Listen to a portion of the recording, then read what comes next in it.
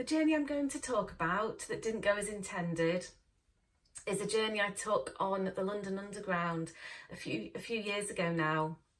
I used to live in London and I worked in the city centre, but my home was in the southwest of the city, so I had to commute in every day around rush hour, which was about between 8 and 9 a.m. And alongside sort of thousands of other commuters, I took the tube. It wasn't the most salubrious or comfortable of environments. People would be packed into the train carriages. You'd be really crammed in like sardines.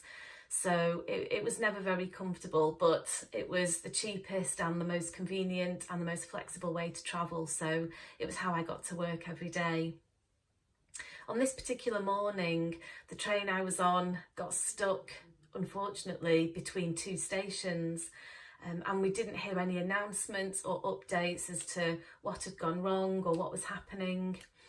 And we ended up being stuck there for I think about 60 minutes, and the lights in the carriage kept flickering on and off, which made it more frightening and unpleasant. And also a couple of people further down the carriage from me actually fainted, so that made me feel quite lightheaded and nauseous as well.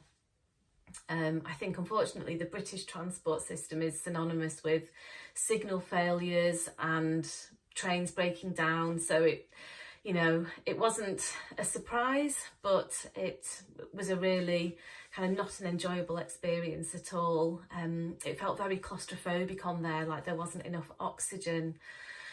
But eventually the train started to move and we reached our destination. I think I was probably late for work.